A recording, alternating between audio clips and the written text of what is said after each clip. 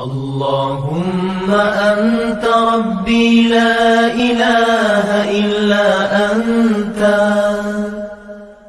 خلقتني وأنا عبدك وأنا على عهدك ووعدك ما استطعت أعوذ بك من شر ما صنعت أبوء لك بنعمتك علي وأبوء بذنبي فاغفر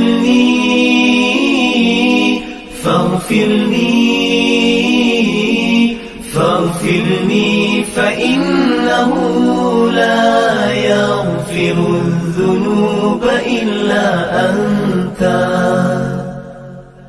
Ya Allah, Engkau Tuhanku, tiada Tuhan selain Engkau. Engkau ciptakan aku dan aku hamba-Mu, dan aku berada dalam janji-Mu menurut kemampuanku. Aku berlindung denganmu daripada kejahatan yang kulakukan. Aku sedari nikmat-Mu kepadaku, dan ku sedari akan dosa-dosaku. Ampuni aku, ampuni aku, ampuni aku, kerana sesungguhnya tiada yang dapat mengampunkan dosa kecuali Engkau. Allahumma anta rabbi la ilaha illa anta خلقتني وأنا عبدك وأنا على عهدك ووعدك ما استطعت أعوذ بك من شر ما صنعت أبوء لك بنعمتك علي وأبوء بذنبي فاغفر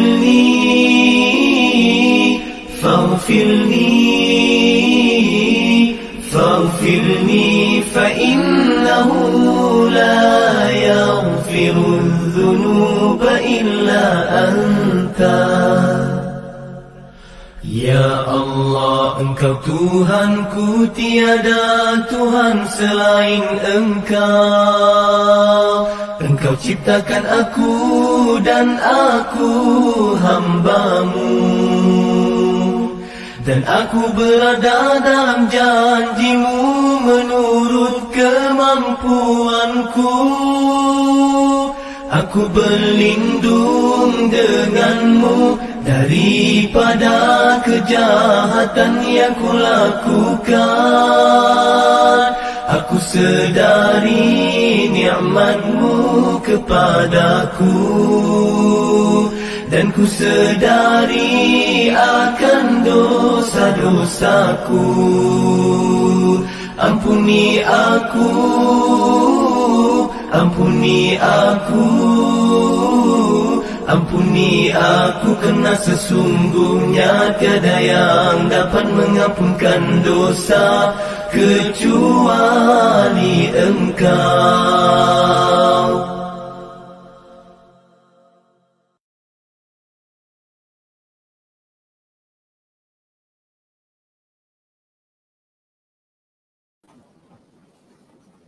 بسم الله الرحمن الرحيم. ولعلك تارك بعض ما يوحى إليك وضائق به صدرك أن يقولوا لولا أنزل عليه كنز أو جاء معه ملك إنما أنت نذير والله على كل شيء وكيل. أم يقولون افتراه قل فأتوا بعشر سور مثله مفتريات وادعوا من استطعتم من دون الله إن كنتم صادقين فإن لم يستجيبوا لكم فاعلموا أنما أنزل بعلم الله وأن لا إله إلا هو فهل أنتم مسلمون من كان يريد الحياة الدنيا وزينتها نوفي إليهم أعمالهم فيها وهم فيها لا يبخسون أولئك الذين ليس لهم في الآخرة إلا النار وحبط ما صنعوا فيها وباطل ما كانوا يعملون أفمن كان على بينة من ربه ويتلوه شاهد منه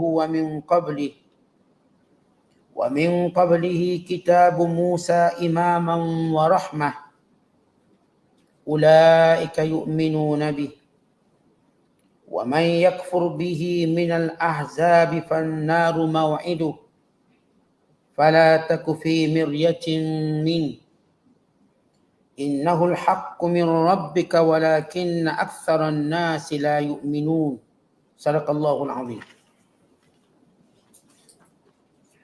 Jangan-jangan engkau wahai Muhammad tidak menyampaikan sebahagian dari apa yang diwahyíkan kepadamu serta merasa sempit dada untuk menyampaikannya. Disebabkan orang-orang yang ingkar itu berkata, mengapa tidak diturunkan kepada Muhammad perbendaharaan harta benda yang banyak? Ataupun datang bersama-sama dengannya malaikat untuk menolongnya menyiarkan Islam? Kerana sesungguhnya engkau hanyalah seorang rasul pemberi amaran kepada orang-orang yang ingkar.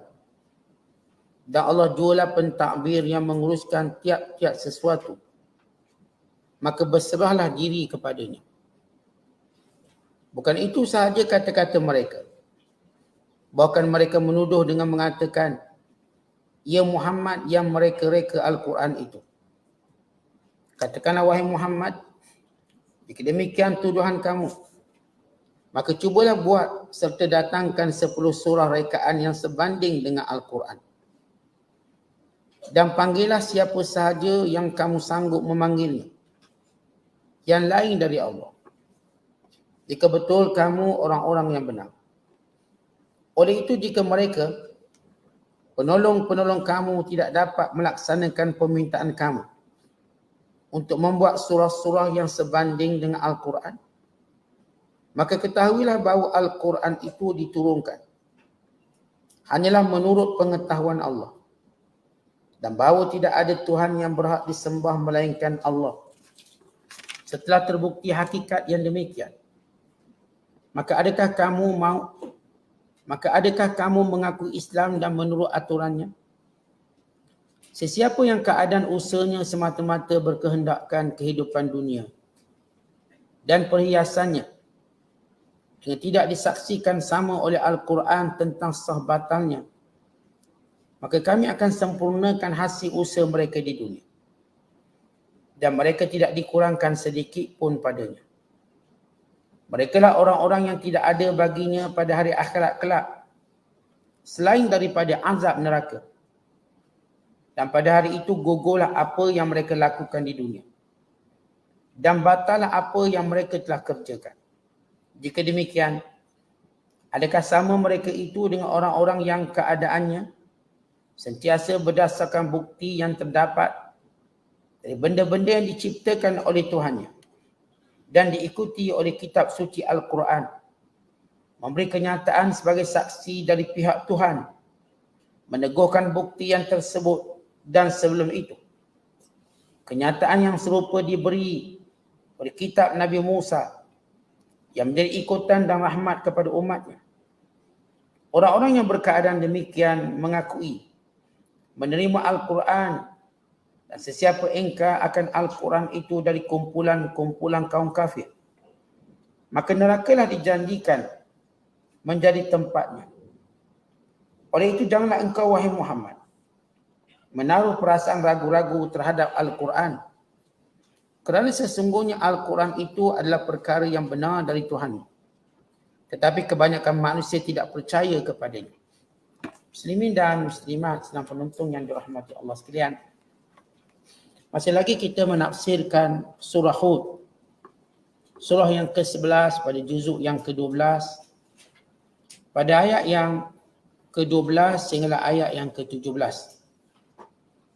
Ayat-ayat yang kita bacakan ini menceritakan tentang perjalanan dakwah Nabi Muhammad sallallahu alaihi wasallam dan keingkaran kaumnya serta hujah-hujah yang dijawab oleh Al-Quran tentang segala keraguan-keraguan yang disebut oleh para penyembah berhala, para musyrikin. Demikian juga cabaran Allah Ta'ala kepada musyrikin Mekah khususnya dan manusia umumnya untuk mendatangkan seumpama Al-Quran. 10 surah seperti Al-Quran. Kalau benar dalam dakwaan mereka bahawa Al-Quran itu ialah ciptaan manusia atau ciptaan Nabi Muhammad sallallahu alaihi wasallam. Kemudian Allah Ta'ala menjelaskan tentang keadaan manusia yang menolak dakwah Rasulullah sallallahu alaihi wasallam dan menolak kebenaran, menolak tauhid, menolak ketuhanan, menolak hari kiamat, menolak kebangkitan, menolak pahala dan dosa, syurga dan neraka kerana kecintaan mereka hanyalah dunia. Usaha-usaha mereka hanya dipusatkan untuk mendapatkan bahagian dunia mereka. Maka Allah Ta'ala menceritakan bagaimana kelompok dan golongan ini nanti di hari akhirat kelak. Kemudian Allah Ta'ala menyebut kelompok yang mengetahui tujuan hidup, yang hidupnya berdasarkan pada bukti dan keterangan dalam menjadikan mereka mengenali Tuhan yang sebenar. Diikuti dengan saksi-saksi wahyu Allah Ta'ala sebagaimana diturunkan kepada Nabi-Nabi yang terdahulu. Dan Allah Ta'ala juga menjelaskan kebanyakan manusia itu lupa untuk melihat akhirat. Lantaran itu ganjaran mereka akibatnya ialah mereka mendapat hukuman yang berat di sisi Allah Subhanahu Wa Taala. Kemudian Allah Ta'ala menegaskan bahawa Al-Quran benar-benar datang dari Allah. Siapa yang mengiktikafkan dirinya, mewakafkan dirinya untuk tadabbur Al-Quran, mereka akan dapati jawapan-jawapan tentang kehidupan. Jawapan-jawapan tentang persoalan dan keraguan. Bukan perkara yang menjadi tujuan dan matlamat. Ia adalah datang daripada Allah Subhanahu Wa Taala yang menjadikan manusia mengetahui hala tuju kehidupan. Maka ini sinopsis daripada ayat-ayat yang kita bacakan. Bila mana Allah Ta'ala berfirman, فَلَعَلَّكَ تَارِكُمْ بَعْضَ مَا يُوحَى إِلَيْكَ وَضَائِكُمْ بِهِ صَدْرُكَ أَنْ يَقُولُوا لَوْلَا أُنْزِلَ عَلَيْهِ كَنْزٌ أَوْ جَاءَ مَعَهُ مَلَكٌ. Wahai Muhammad, barangkali kerana gasakan mereka ketika mana kamu berdakwah, kata-kata nista mereka, kata-kata pesenda mereka menyebabkan kamu takut untuk membaca sebahagian wahyu yang diturunkan kepadamu. Menjadi sempit dada kamu tertekan dengan setiap kata-kata mereka yang sentiasa berkata kepadamu, kenapa kamu tidak jadi kaya wahai Muhammad? Kenapa Allah Ta'ala tak turunkan harta yang banyak? Sebab dalam fikiran mereka, orang yang nak jadi ketua dia kena kaya. Senang nak rasuah, senang nak beri duit, senang nak jadikan ia sebagai matlamat dunia. Wahai Muhammad, kenapa tidak diturunkan kepada kamu kerajaan ataupun kekayaan sebagaimana kayanya raja-raja? Atau datang harta karun tanpa kamu usaha yang ada depan mata kamu dengan mudah? Atau kenapa tak turun malaikat sama-sama berdakwah dengan kamu? Barulah kami percaya. Malaikat turun bersama kamu, setiap kali kamu berdakwah, malaikat ni ikut je kamu. Baik, ini permintaan atas nama persendaan, mempersendakan. Mereka bukan meminta untuk kebenaran, tapi mereka mempersenda-sendakan. Diriwayatkan oleh Ibnu Abbas radhiyallahu taala anhuma, sebab turun ayat ini, pemimpin-pemimpin Mekah datang jumpa baginda sallallahu alaihi wasallam. Lalu mereka berkata, "Ya Muhammad, ij'al lana jibalan Makkah zahaban in kunta rasula." Wa qala akharun, "I'tina bil malaikati yashhaduna bi nubuwwatika." Faqala sallallahu alaihi wasallam, "La aqdiru ala dhalika." Datang pemimpin Mekah lalu berkata, "Wahai Muhammad, jadikan gunung ganang di Mekah ini emas, kalau betul kamu Rasul." Dan sebahagian mereka berkata, "Bawakan kepada kami malaikat yang menjadi saksi akan kenabianmu." Lalu baginda sallallahu alaihi wasallam berkata, "Aku tidak mampu." Dalam hubungan sebab nuzul ayat ini dengan ayat yang Allah Ta'ala turunkan ini, bila Rasulullah sallallahu alaihi wasallam diajar berdakwah dengan menyampaikan apa yang Allah wahyukan, bukan berdakwah mengikut kehendak mereka manusia musyrik Mekah. Kan dakwah ini menyampaikan perintah Allah, menyampaikan wahyu Allah.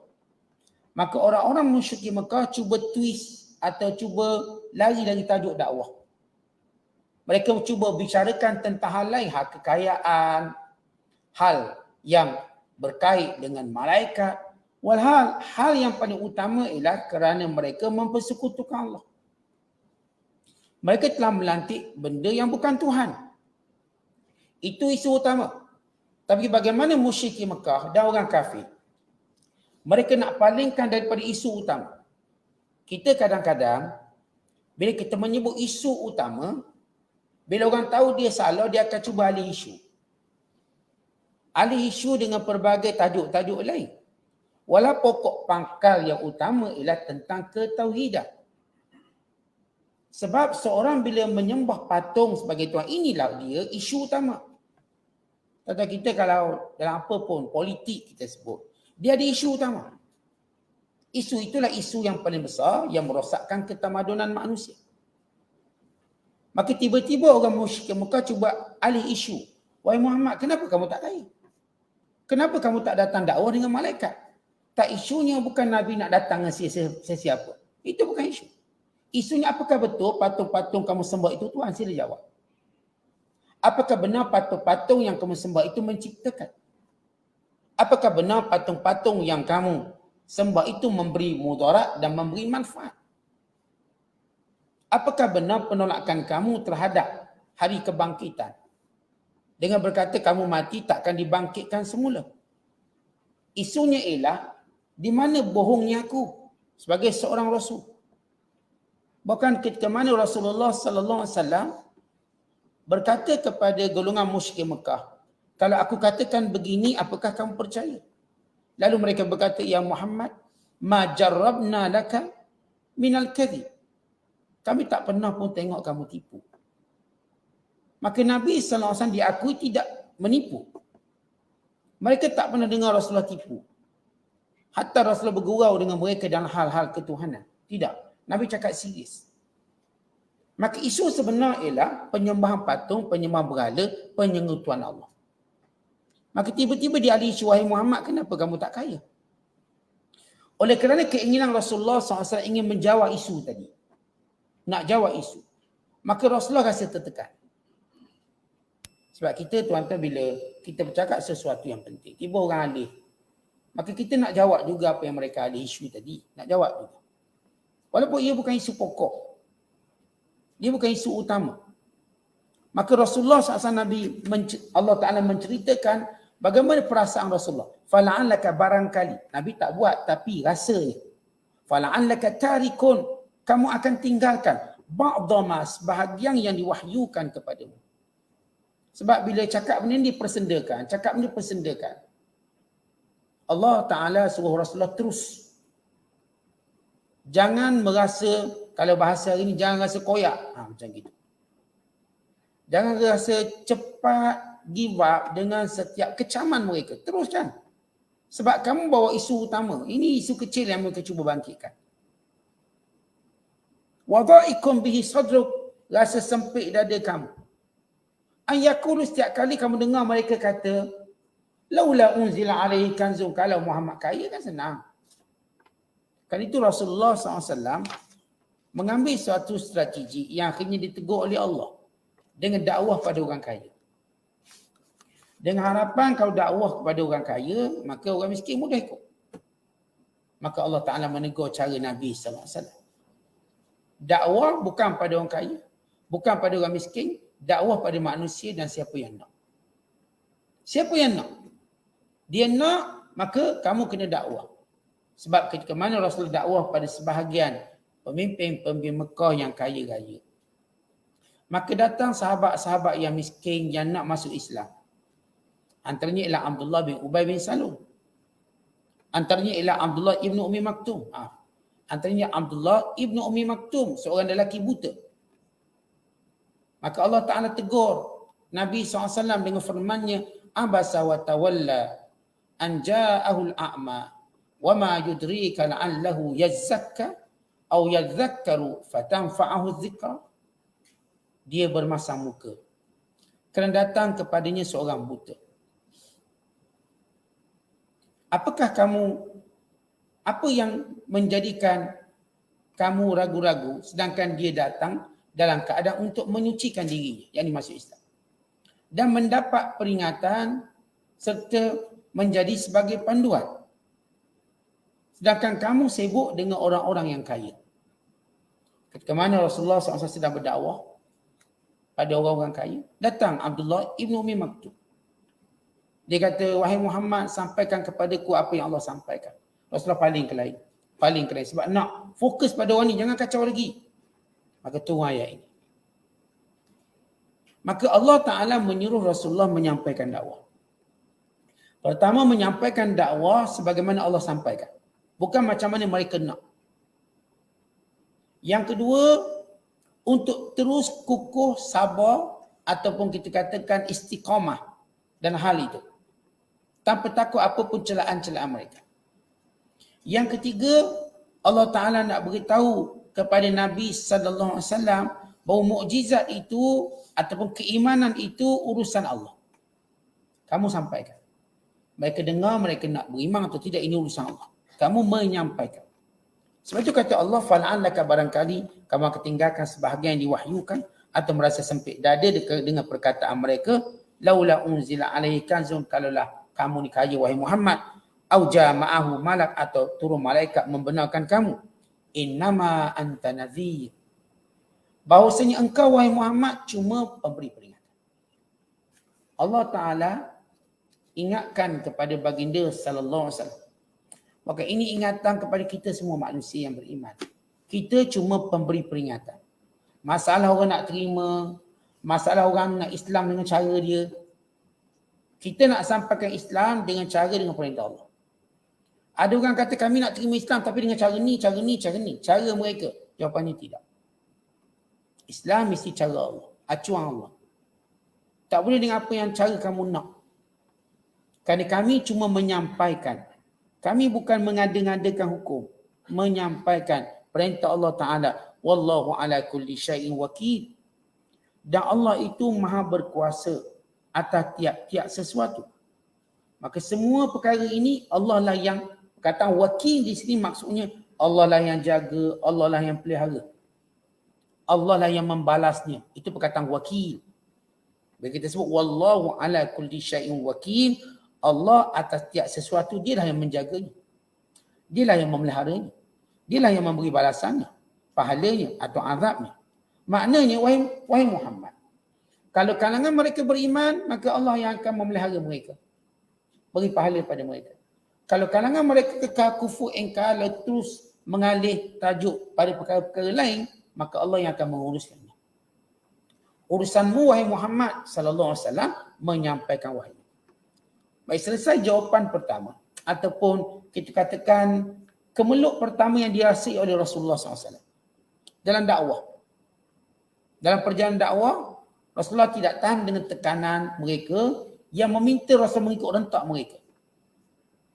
Biar tukarkan bukit-bukit di Mekah jadi emas, biar turun malaikat. Ya mau saja Rasul minta biar malaikat turun. Tetapi Allah tak pernah buat macam itu kepada mana-mana Rasul. Malaikat bila diturun untuk memusnahkan atau menyampaikan wahyu. Bukan untuk duduk sebelah Rasulullah. Untuk menunjukkan mereka menerima dakwah tadi bukan kerana malaikat di sisi. Kerana otak mereka ini berfikir. Dakwah ialah menyampaikan perkara yang logik pada akal dan fitrah mereka. Bukan mendatangkan benda-benda yang aneh, tidak. Dakwah ialah mendatangkan perkara yang logik dan perkara yang sesuai dengan fitrah mereka.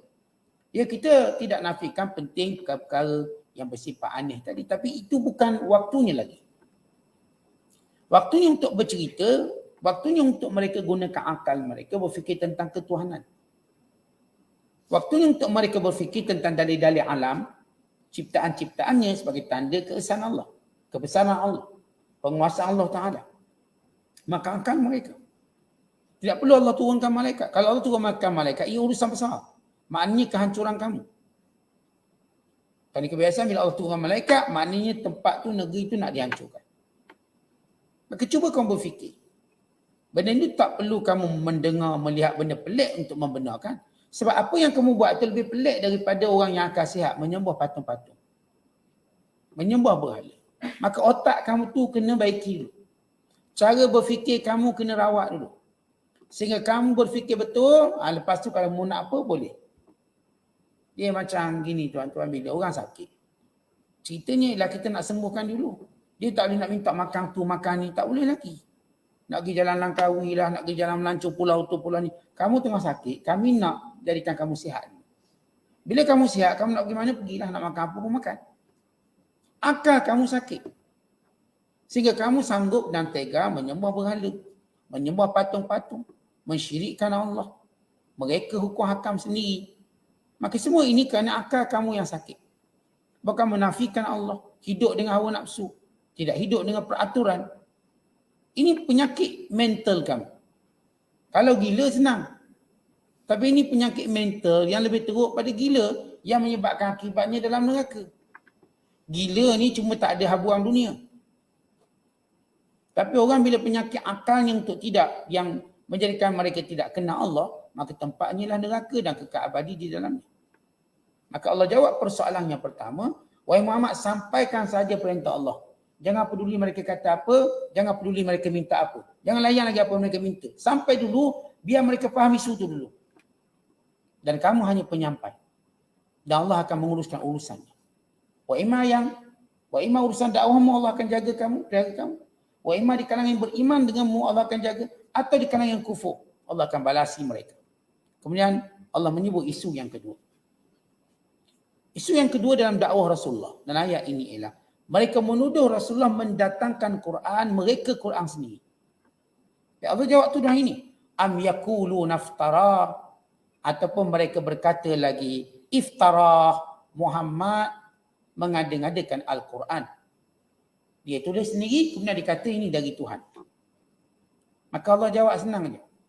Kalau betul Quran ini daripada Muhammad, dan kamu pun kata Muhammad ni tak layak jadi Rasul, ada kalangan kamu yang lebih layak.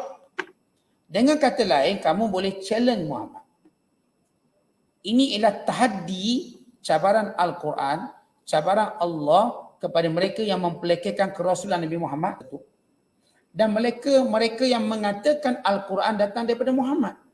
Baik, bila kamu dah pelekehkan Muhammad, kamu tak rasa dia layak je Nabi. Kenapa tak lantik orang lebih kaya? Kenapa tak lantik kabilah ini? Kenapa tak lantik orang ni?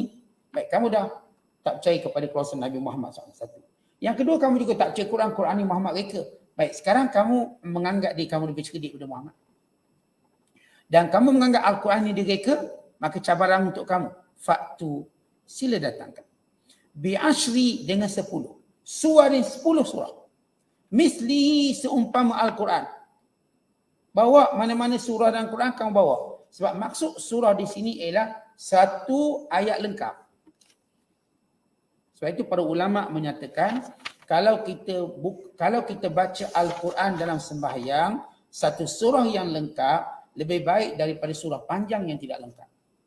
Maknanya kalau seorang tu baca Inna A'tayna 3 ayat. Atau dibaca surah Al-Insyirah misalnya 8 ayat. Alam Nashrah. Habis satu surah. Lebih baik daripada dibaca surah Al-Baqarah tu 20 ayat yang tak habis. Surah Al-Baqarah habisnya 286 ayat. Satu surah yang sempurna. Kerana ia cerita secara sempurna.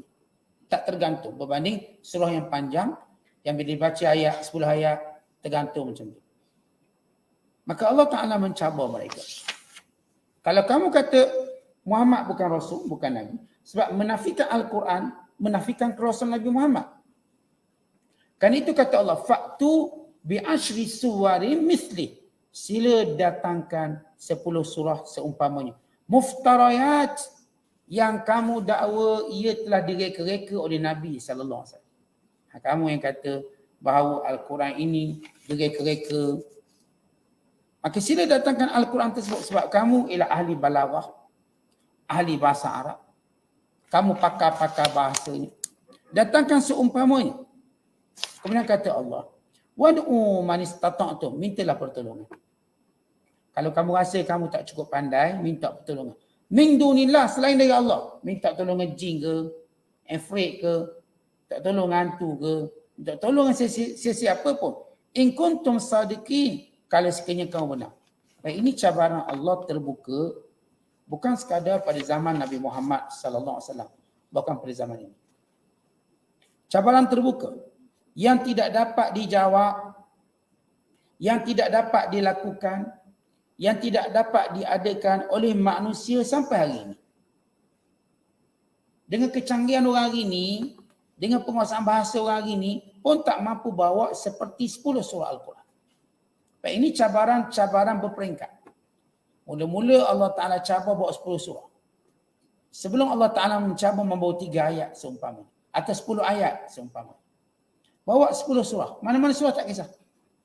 Surah pendek-pendek. Bawa seperti surah Al-Ikhlas, seperti surah Al-Falaq, seperti surah An-Nas, seperti surah Al-Kawthar yang pendek-pendek. Insyirah, seperti surah kita katakan surah Al-Qadr.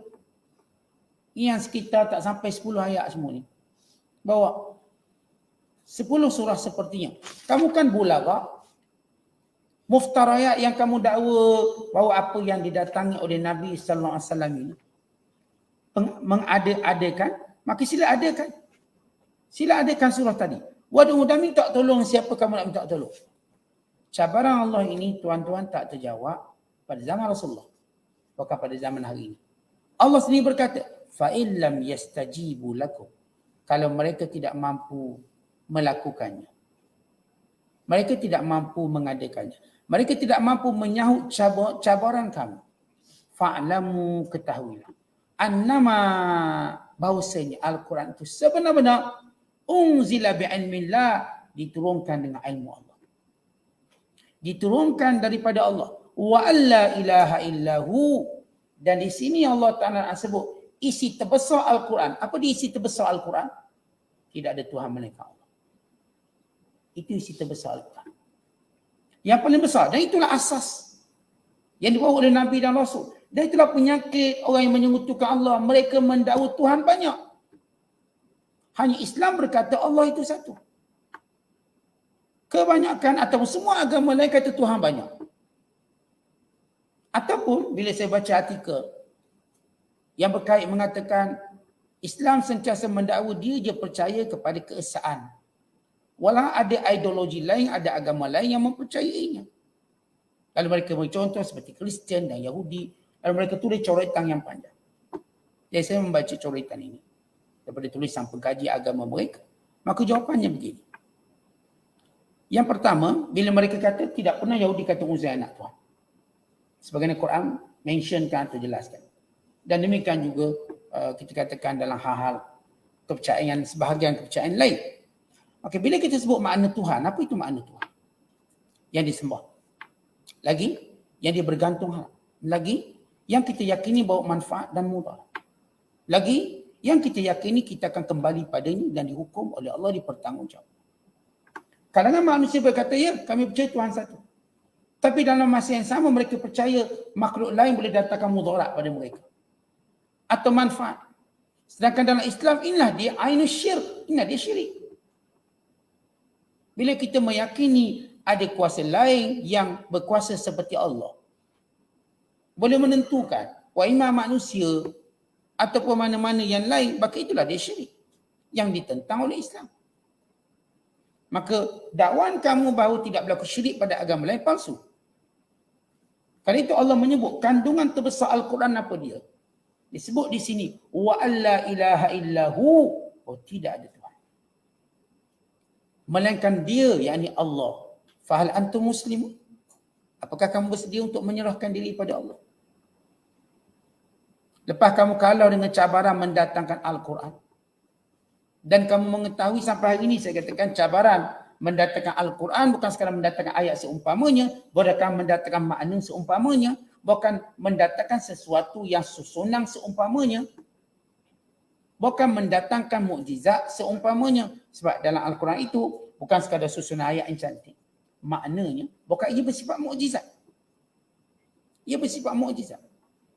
Bukan ayat-ayat Al-Quran ini bukan sekadar kita katakan bersifat dengan sifat-sifat yang kita sebutkan. Bukan ia menjadikan nilai seseorang itu tunduk patuh kepada Allah. Bukan kata Abdullah bin Mas'ud, siapa yang mendakwa cinta Allah dan Rasul, maka dia ialah orang yang suka membaca Al-Quran. Maka tidak akan cinta Allah dan Rasul sebenar, melainkan pembaca Al-Quran. Sebab ini sumber besar, sumber utama yang menjadikan kita nak tadabbur Al-Quran. Maka kata Allah, fahal antum muslimun?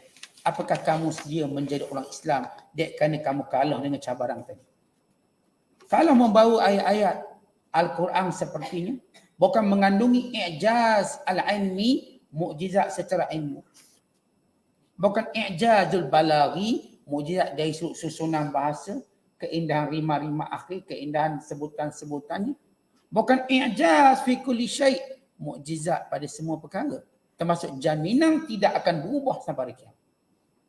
Kata cukup satu bentuk mukjizat pemulihan Al-Quran. Allah jadikan Al-Quran ini sifatnya dihafal. Tidak ada buku yang dihafal atas dunia selain Quran. Tak ada buku kitab suci yang dihafal secara intensif, secara kita katakan jutaan manusia selain Al-Quran. Atau jumlah orang hafal Quran tak boleh bilang sejak hidup ramai sana. Bagi contoh saya katakan, di Mesir keluarkan setiap tahun 80,000 hafiz Quran setiap tahun. Hak ada dah tu. Di Pakistan juga hampir 100,000 setahun dikeluarkan hafazul Quran. Ini kita ambil contoh 2 buah negara. Belum lagi negara yang lain. Yang kesemua negara-negara ini mengeluarkan ribuan, puluhan ribu, bahkan ratus ribu hafazul Quran yang menghafal daripada A sampai Z. Bukan menghafal qiraatnya, menghafal tafsirnya. Dan benda ni bukan benda yang kita katakan satu kelompok terpilih. Ia satu benda yang menjadi ramuan kemuliaan umat Islam. Bukan kata Imam Ibn Qudamah, kata Imam Ibn Khaldun dan kitab Al-Muqaddimah, bahawa pendidikan dalam Islam meletakkan Al-Quran dan mereka pada seawal usia kanak-kanak sudah mendalami Al-Quran, bahkan pada usia 7 tahun mereka sudah pun menguasai 30 juzuknya. Tuan kita tengok, belum ada kitab. Pada usia kanak-kanak orang dah boleh hafal semua selain Al-Quran. Al-Quran ni tuan-tuan ada orang yang 5 tahun dah hafal Quran 30 juz. 5 tahun. Sebagaimana kisah Syekh Anwar Al-Kashmiri. Pada usia 5 tahun. Sebagaimana Syekh Muhammad Abdul Hayy Laknawi. Dia usia 5 tahun dia habis hafal Quran. 5 tahun. Usia 7 tahun biasa. 9 tahun juga perkara biasa. Kerana ia bukan satu benda yang aneh Quran dihafal pada usia kanak-kanak. Bukan dihafal oleh orang buta. Bukan dihafal oleh wanita dan kanak-kanak. Dihafal oleh orang dewasa. Bukan tempoh mereka hafal Al-Quran. Sebagian mereka cuma mengambil masa beberapa bulan saja. Sebagian mungkin mengambil masa tahun. Paling kurang umat Islam menghafal surah Al-Fatihah. Paling kurang. Untuk dibaca secara wajib dalam solat mereka. Maka cukup itu sebagai satu mukjizat. Yang mereka, kalau mereka cuba buat seperti Quran, ada tak orang nak hafal buku tu? Dia buatlah satu buku, orang pun hafal, satu dunia hafal. Tanpa ada satu, kita katakan, letak imbuhan apa-apa pun. Saya takkan ada orang nak hafal. Al-Quran orang tak letak imbuhan apa-apa. Keimanan kita pada Allah menjadikan kita nak hafal Quran. Maka setiap orang Islam merasa mulia untuk menghafal Quran. Bukan Nabi SAW menyatakan, masalul ladzina yazkur Rasulullah menyebut alladzi laisa fi jawfihi syai'un minal Quran fahuwa kal baitil khadib. Orang yang dalam dadanya tidak ada hafazan Quran, mereka seperti rumah buruk. Kalau kita ni tuan-tuan tak hafal Quran, hati kita ni macam umpama rumah buruk. Tak ada penghuni, tak dijaga. Kerana itu umat Islam punya dorongan untuk mendapat pahala, kemuliaan. Bahkan kita tahu ahli Quran yang membaca Quran nanti, akhirat kelak Allah akan berkata, yuqalu li sahibil Quran, iqra' warattil wartaqi. Fa inna manzilataka inda akhir ayatin taqra'uha. Akhirat kelak orang baca Quran, Allah berfirman kepadanya, baca, tartil, naik pangkat kamu, kedudukan kamu pada akhir ayat yang kamu berhenti dahulu di dunia. Dan kalau jenis baca Quran tak berhenti-berhenti, maksudnya lepas tamat disambung, bayangkan darjatnya naik. Sebab itu kita dianjurkan paling kurang sebulan sekali khatam Quran. Dan kalau kita jenis orang yang Masya Allah dedikasi, paling kurang 7 hari, seminggu khatam Quran. Kalau kita memang bagus lagi, maka 3 hari kita dapat habiskan bacaan Quran. Maknanya 10 juzuk sehari. Dan ini dilakukan oleh ramai ulama, bukan seorang, bukan 2 orang, bukan 100, bukan 1000, bukan berpuluh-puluh ribu. Iltizam. Apatah lagi kita ada bulan Al-Quran, bulan Ramadan. Ada tak orang boleh buat mana-mana bulan buku tu? Buku tu mendapat satu bulan khas dia untuk dibaca. Tidak melainkan Al-Quran. Datang je bulan Ramadan, apa kata Allah? Syahrul Ramadan alladhi unzila fihi al-Quran. Bulan Ramadan, bulan diturunkan Al-Quran. Maka seluruh umat Islam satu dunia menyambut Ramadan dengan membaca Al-Quran, wa imma dalam tarawih mereka, wa imma dalam tahajud mereka, dalam witir mereka, wa imma dalam tadarus mereka, wa imma dalam bacaan peribadi mereka. Satu dunia. Maka macam mana datangkan ayat seperti Al-Quran dengan sifat mukjizat tadi? Pasti mereka gagal. Kata Allah, dah kalau kamu gagal, dah memang kamu tak boleh buat. Fahal antum muslimun, tak nak Islam lagi ke? Hujah mana lagi kamu nak? Bila kamu gagal kata Quran Nabi Muhammad reka, dah kata Muhammad reka, buatlah Quran macam dia. Buat Quran macam dia. Yang dibaca, yang dihafal di seluruh dunia. Yang berlainan bangsa baca Quran, orang Bangladesh baca Quran dengan lidah bahasa Arab, orang Pakistan baca Quran dengan lidah bahasa Arab, orang Melayu baca Quran dengan lidah bahasa Arab. Ni orang Penang baca Quran dengan lidah bahasa Arab. Walaupun mereka ada logat dan lahjah bahasa-bahasa bangsa mereka, bila mana mereka baca Quran, mereka bersatu dengan bahasa Arab. Datang Arab baca Quran macam lidah Arab. Orang Melayu pun baca Quran dengan lidah Arab. Dan semua bangsa baca Quran dengan lidah Arab. Lihat kesatuan itu. Ada tak buku lain atau kitab lain yang kamu dakwah suci yang dibaca begitu? Saya kamu tu translate dia. Akhir Bible yang bukan asal bahasa Inggeris, dibaca bahasa Inggeris. Tapi Al-Quran, dia tak diubah bacaan dia. Tuan-tuan, bangsa apa pun baca Quran dalam bahasa Arab. Ngajilah. Belajarlah teknik mana pun. Teknik Baghdadi ke, teknik ketuk-ketuk ke, teknik Muqaddam ke, teknik Badri ke, teknik yang kita katakan Barki ke, dan lain-lain teknik. Kesudahannya ialah ia bacaan bahasa Arab. Ini kehebatan mukjizat Al-Quran. Sebab itu Allah tanya, fahal antum muslimun? Tak nak beriman lagi. Tak nak lagi kamu tunduk. Tak nak lagi kamu Islam dengan kebatilan dakwaan kamu, dengan jawapan yang begitu jelas terhadap Al-Quran ini datang daripada Allah Ta'ala. Kemudian kata Allah, punca penolakan, sebagai yang saya sebut, punca mereka tolak Nabi Muhammad SAW. Bukan mereka tak tahu Nabi Muhammad itu benar. Punca mereka menolak Al-Quran, bukan mereka tak tahu Quran datang dari Allah. Sebab mereka gagal datang seumpamanya. Habis puncanya apa? Sebab mereka hanya percaya dunia. Mereka tak percaya akhirat. Kerana mereka cuma nak nikmat dunia. Mereka tidak mau nikmat akhirat. Sebab itu kata Allah, man kana yuridul hayatad dunya wa zinataha.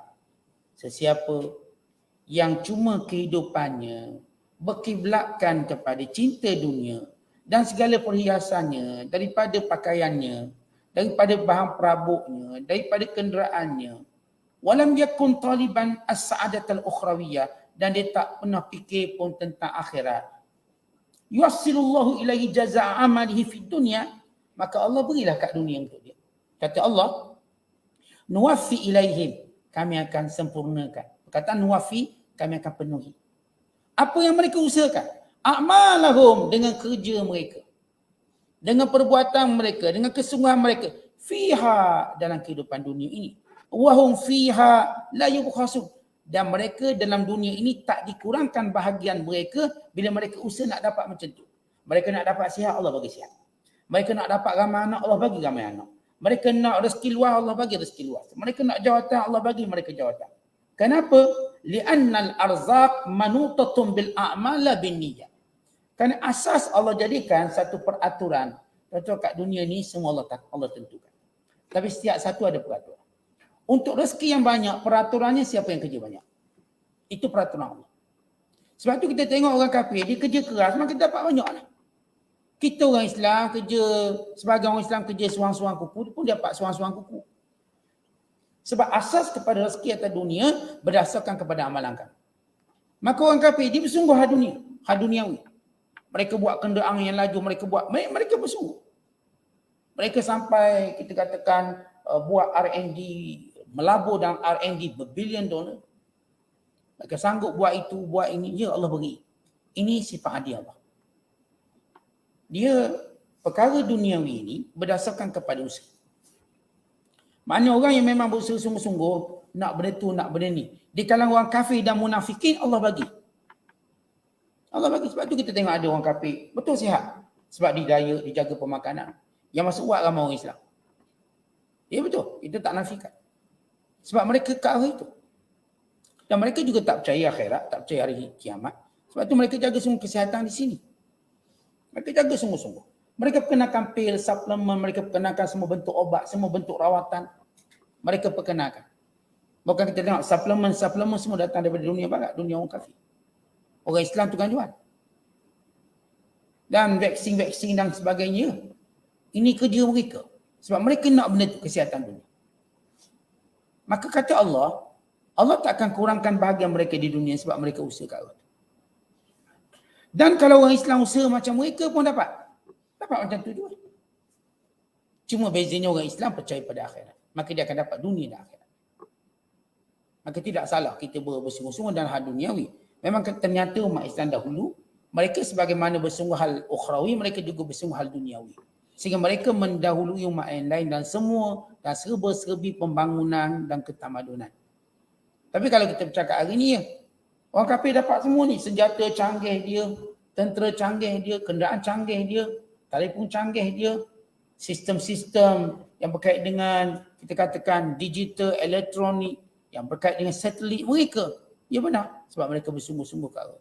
Dan Allah sebut dalam ayat ini, nuwaffi ilaihim, kami sempurnakan, kami beri kepada mereka. Amalahum, berdasarkan kerja mereka, perbuatan mereka, fiha, pada kehidupan di dunia, wahum fiha, dan mereka di dunia, la yubkhasun, tidak akan dikurangkan bahagian mereka yang mereka nak cari tadi. Kemudian kata Allah, ulaika alladzina laysa lahum fil akhirati illa an-nar, namun akhirat kelak mereka tak ada apa-apa. Orang kafir yang bekerja sungguh-sungguh kat dunia, dapatlah dia nak apa, rumah besar ke apa, dia dapat. Tetapi mereka ini kata Allah, di hari akhirat kelak tak dapat apa-apa illa an-nar, melainkan neraka. Wa habita ma sana'u fiha, dan apa-apa yang mereka kerjakan di dunia semuanya terbatal. Contoh sebab itu teknologi dunia tak boleh bawa alam kubur. Jangan kata akhirat. Boleh tak kita nak bawa kereta masuk kubur? Tak boleh. Orang kafir yang ciptakan kereta pun tak berani masukkan kereta dalam kubur mereka. Sebab itu Allah Ta'ala sebut, wa habita ma sana'u fiha, bila mereka mati nanti, apa yang mereka kerjakan di dunia semuanya habat. Apa maksud habat ataupun habib? Artinya rosak, binasa belaka.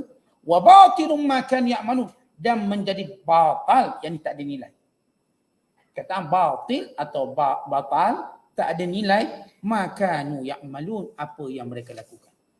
Kat dunia, habis dunia. Lepas tu jadi apa? Penghuni neraka. Kemudian Allah menyebut pula orang beriman. Menjadi satu usul Al-Quran. Allah beri perbandingan cepat, supaya manusia cepat buat keputusan. Kamu nak jadi macam mana?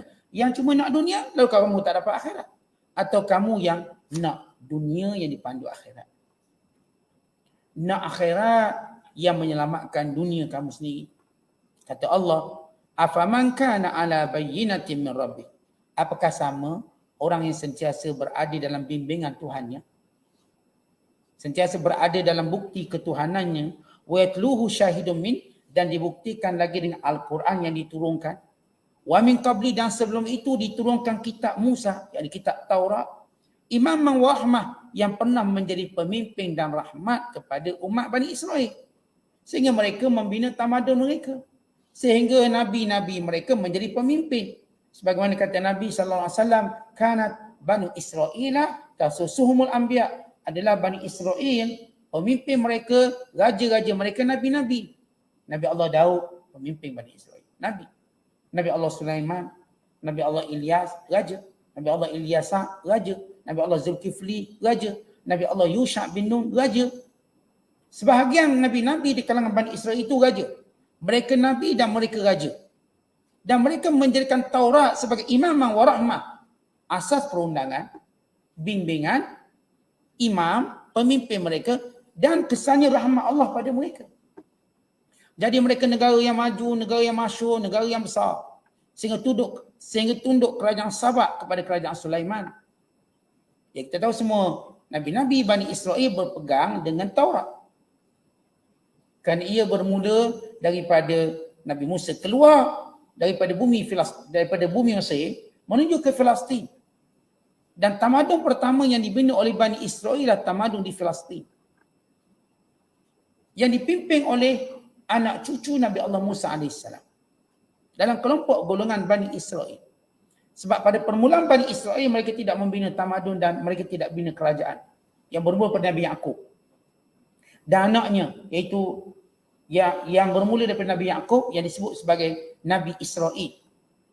Isra artinya hamba yang berjalan malam, artinya Allah, hamba Allah yang berjalan malam. Kerana Nabi Allah Yaqub nabi yang suka berjalan malam. Maksud berjalan malam ni, kalau dia nak musafir dia akan jalan malam. Dan Nabi SAW juga menyebut tentang kelebihan berjalan malam kerana padanya dilipat dunia. Kata Rasulullah sendiri suka berjalan malam ataupun di awal pagi. Dua je pilihan Rasulullah. Memang dia bagi dia jalan malam kerana ia lebih sejuk, ia lebih cepat dan bumi dilipat pada waktu malam. Kenapa? Bila kita berjalan malam tak banyak tempat singgah. Jadi bumi tu dilipat. Kalau siang banyak singgah. Pas singgah siang, nampak kedai semua buka belaka. Kejap singgah, akhirnya sampainya lambat. Malam kan nampak gelap belaka, fokus ke depan cepat. Kita pergi pada fokus. Ini antara makna bumi itu dilipat oleh Allah Ta'ala. Fokus perjalanan sehingga jadi cepat. Kata Allah, ulaika yu'minuna bih. Mereka lah orang yang benar-benar beriman dengan Allah. Wa man yakfur bihi, siapa yang kufur kepada Allah. Minal ahzab, di kalangan kelompok-kelompok manusia. Tak kiralah kelompok mana pun mereka, fannaru mau'iduh. Dan neraka itulah tempat tinggal mereka. Neraka itulah tempat kesudahan mereka. Fala taku fi miryatin min, maka jangan engkau ragu-ragu. Jangan engkau menjadi ragu-ragu dengan kebenaran Al-Quran. Innahul haq, Al-Quran itu benar, min rabbika, dari Tuhanmu wahai Muhammad. Walakinna, tetapi aktsaran nas, kebanyakan manusia, yakni orang kafir, la yu'minun, tak percaya. Asal tak percaya kenapa? Sebab tak percaya.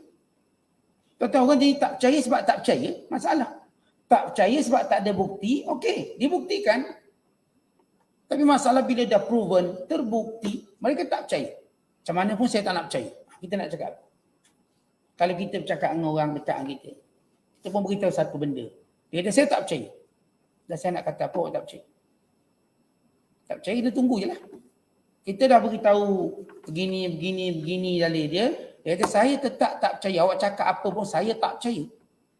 Ya, tuan-tuan, kalau kita nak bercakap orang yang dalilnya ialah saya tak percaya. Tuan-tuan nak cakap apa? Tak cakap apa? Tapi kalau dia cakap saya tak percaya sehingga datangkan bukti, kul hatu burhanakum in kuntum sadiqin, datangkan bukti kalau benar kamu orang yang benar. Maka bukti sudah didatangkan. Kalau orang tanya, awak nama apa? Saya kata nama saya Mak Isa. Saya tak percaya. Saya pun keluarkan Isa. Tengok nama Mak Isa. Ini gambar. Gambar sama. Dalam IC saya pun gambar jubah merah ambil. Sama. Dia berkata, saya tetap tak percaya. Kata kalau orang cakap macam itu dengan saya tetap tak percaya. Saya nak kata apa lagi? Saya bawa bini saya, betul tak saya Mak Isa? Betul. Saya pun tak percaya awak sebahat dia orang. Saya cakap apa? Kalau kita berlawan dengan orang yang kata, saya tak percaya, kita tak ada apa lagi. Kalau dia kata dia tak percaya sehingga kita datangkan bukti, ya, kita datangkan bukti. Sebab itu Allah menyebut walakinna aktsaran nas la yu'minun. Kebanyakan manusia tidak mahu beriman. Kenapa tak nak beriman? Sebab yang kufur ini kerana kufur keras kepala. Dia panggil kufrul juhud. Kufur keras kepala. Bukan kufur kerana jahil. Dah tahu benar, tetap keras kepala. Tidak mahu mengakui Al-Quran datang daripada Allah Subhanahu Wa Taala. Wallahu a'lam. Assalamualaikum.